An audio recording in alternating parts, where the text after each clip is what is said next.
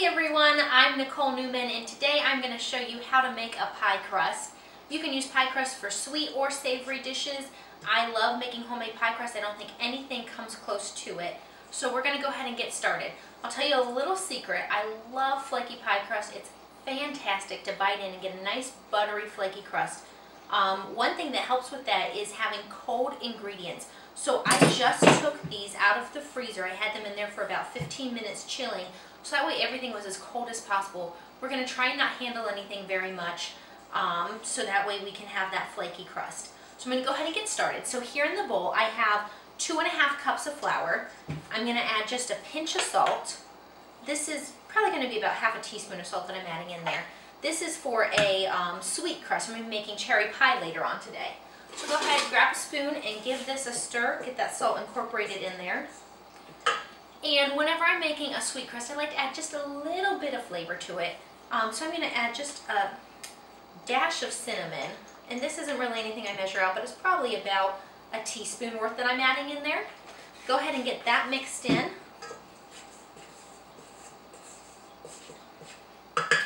Alright, and then I have 2 sticks of cubed butter here. I went ahead, cut this up. I took each stick, cut it in 4s, and then diced it into small pieces. I'm going to toss that into my flour mixture here, the flour, salt, and cinnamon. There we go. And then I'm going to take my pastry blender and just start cutting this butter into the flour until it resembles, you want to break this butter down until it resembles like small peas, pretty small size. And I'm just going to work this, get it going.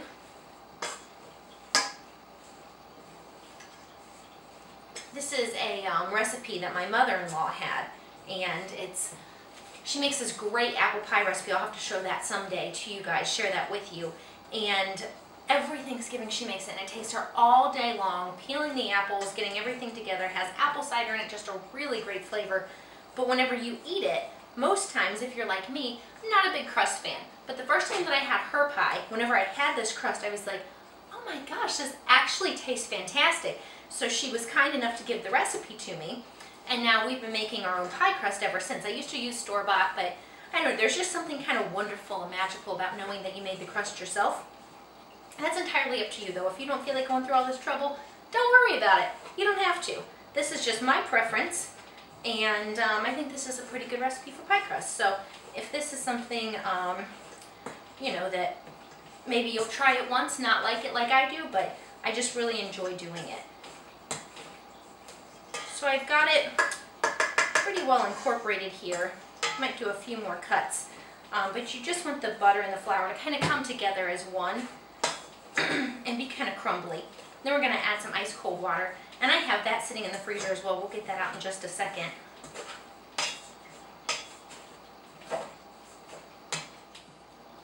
Alright guys, so I've got my mixture all, the butter cut into the flour, and I'm going to go ahead and add some water. And I'm just going to add this a few tablespoons at a time. I'll start off with about 4 tablespoons, and then we'll just kind of go from there, because we don't want to add too much water, and I'll show you what it looks like whenever you're about ready. So 3 and 4. Go ahead and set that aside. I'm also going to add in 1 teaspoon of apple cider vinegar.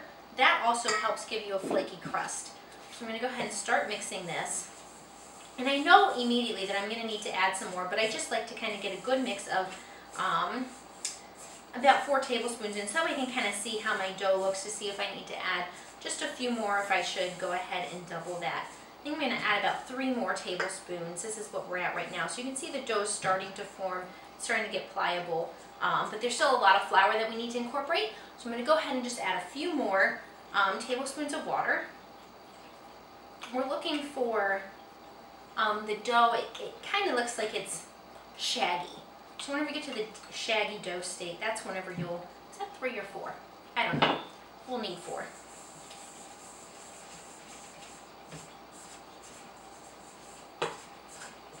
Alright, so you can see we're starting to get together a little more. Not quite there yet.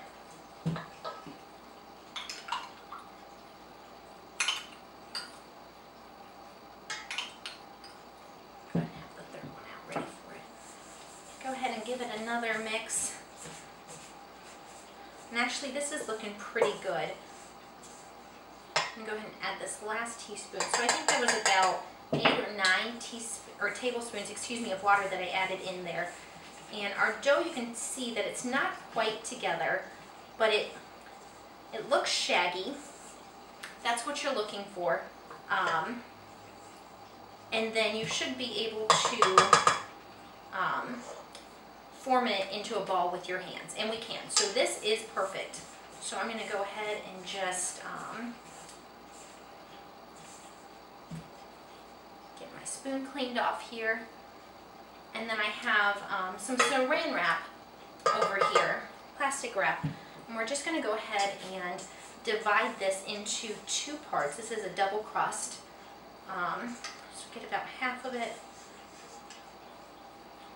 and put 1/2 down there, and the rest of my dough gathered up.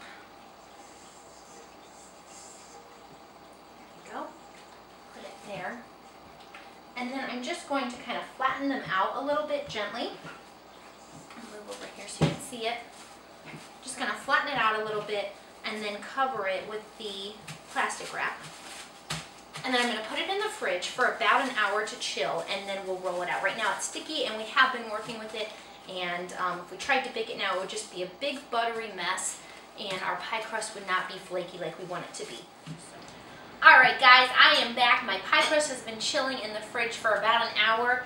I have chilled my pastry mat in the freezer, and my rolling pin, I am using a marble rolling pin because it does really great job of staying cool, and that's been in the freezer well. So it's very cold, and I'm going to go ahead. I have some flour down. Just went ahead and put it down. I have a little bit of flour spread underneath it. Kind of mix that around, and then just a little bit that I rubbed on the rolling pin. So I have it here on my pastry mat, and I'm going to go ahead and get this rolled out. We are going to roll it out to about 12 inches so I can put it in my pie pan. This will be our bottom crust. You just kind of want to go, and then you want to turn it as you go. That way we kind of keep it in a circle. So that way it fits in our pie pan really well. And like I said, if you have a marble rolling pin or even a marble stone that you can roll this out on, that really helps keep this cold. You want to do as much as you can to not overwork the dough or get it too warm. If not, just do your best. I have several rolling pins. I have a plastic one, a wooden one. Just kind of depends on the job that I'm doing, which one that I go for. So go ahead and get this rolled out.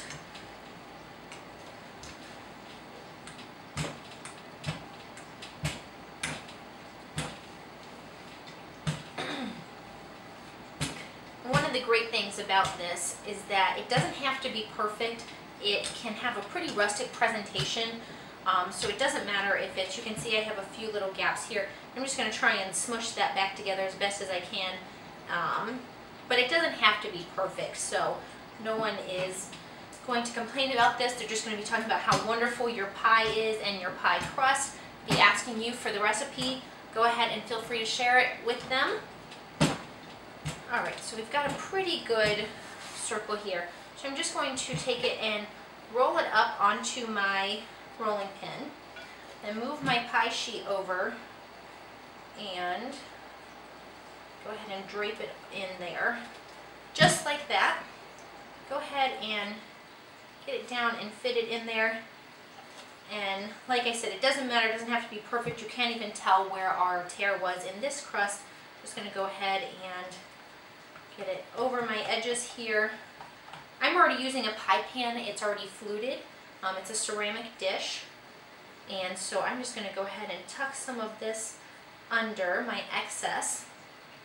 And then I'll just push against it with my finger. You can do a tutorial on how to do a fluted pie crust. It's pretty simple. You just pinch with your thumb, but this one's already fluted, has a nice wide flute, and I really like how pies look in this. Plus it's red. We're going to be making a cherry pie with this. It's going to look really great together.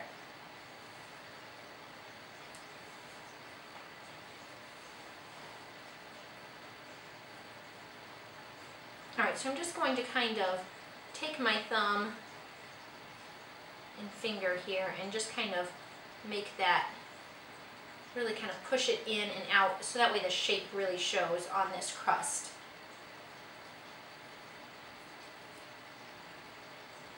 And then at this point, we are ready to go ahead and put our filling in it and continue baking as the recipe calls for. But we are done with the crust for now. I'm going to roll the second one out after I get my cherry pie made and put over that. So make sure you check out the cherry pie video to see the rest of this. But this is for a one crust. We'll add our filling to it and go ahead and put it in the oven to bake. So if you are interested in this recipe, it is in the comments below. And I also will have a link to it soon. If you make this, please take pictures and tag me on social media. I love to see what you make and let me know how it turns out.